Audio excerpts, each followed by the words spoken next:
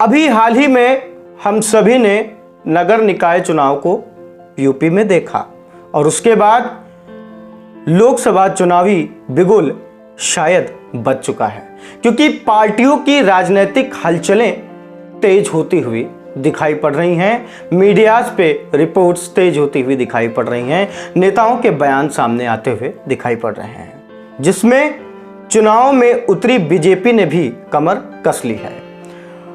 उत्तर प्रदेश नगर निकाय चुनाव में बड़ी जीत मिलने के बाद अब बीजेपी 2024 के लोकसभा चुनाव में जुट गई है। नरेंद्र मोदी को तीसरी बार प्रधानमंत्री बनाने के लिए जहां बीजेपी तैयारी कर रही है, तो वहीं कहीं ना कहीं मुख्यमंत्री योगी आदित्यनाथ के कंधों पर भी यह जिम्मेदारी है। नगर निकाय चुनाव में जिस तरीके से मुख्यमंत्री ने धुआंधार प्रचार किया है, उसका फायदा बीजेपी को मिला है।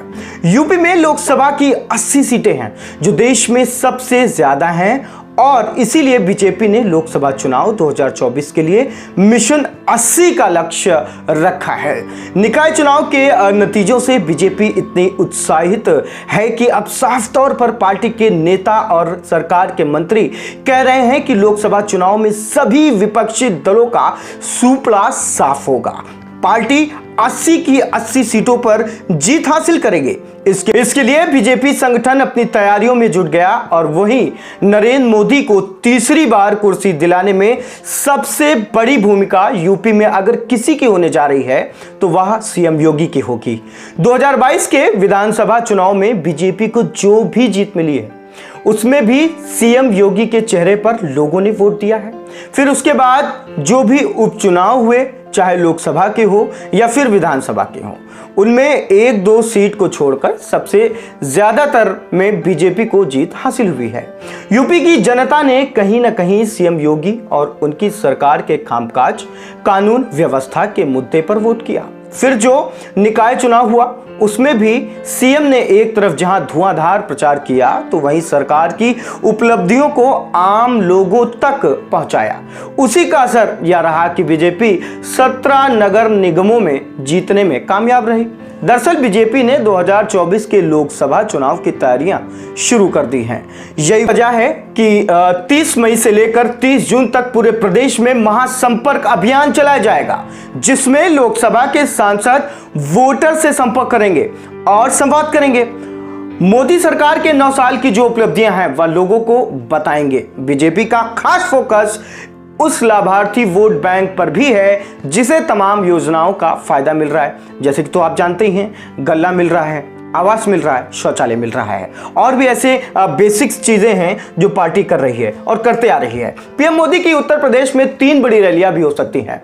इसके अलावा पार्टी के राष्ट्रीय अध्यक्ष जेपी नड्डा, केंद्रीय गृह मंत्री अमित शाह, केंद्रीय रक्षा मंत्री राजनाथ सिंह और केंद्रीय परिवहन मंत्री नितिन गडकरी भी अलग अलग लोकसभा सीटों पर रैली कर सकते हैं। इतना ही नहीं, बीजेपी की क्षेत्रीय और जिला कार्य समिति की बैठक 25 मई तक होनी है। मंत्री केशव प्रसाद मौर्य साफ तौर पर कह रहे हैं कि जब तक प्रधानमंत्री नरेंद्र मोदी को तीसरी बार बीजेपी के कार्यकर्ता पीएम की कुर्सी पर नहीं बैठा देते, तब तक कार्यकर्ता आराम करने वाले नहीं हैं। केंद्र की मोदी सरकार के 9 साल पूरे होने के मौके पर बीजेपी पूरे देश में कई अभियान शुरू करने जा रही है। उसमें सबसे महत्वपूर्ण महासंपर्क अभियान है, जिसके जरिए एक वोटर तक बीजेपी के कार्यकर्ता पहुंचेंगे और उन्हें अपनी उपलब्धियों के बारे में बताएंगे। वहीं श्यामा प्रसाद मुखर्जी की पुण्यतिथि के मौके पर भी बीजेपी कार्यक्रम आयोजित करेगी। 25 जून को पीएम मोदी के मन की बात का कार्यक्रम भी आयोजित है।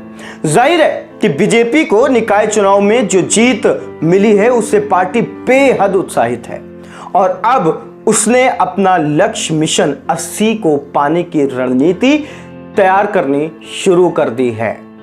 लेकिन कर्नाटक में बीजेपी को हार मिली है, तो ऐसे में जो लेफ्ट साइड है वो भी कुछ न कुछ सोचने में लगी है और अपनी अपनी बात रख रही है। तमाम ऐसी अपडेट्स के लिए बने रहिए सिर्फ और सिर्फ खबरीलाल पर। नमस्कार, मैं अर्पित शुक्ला।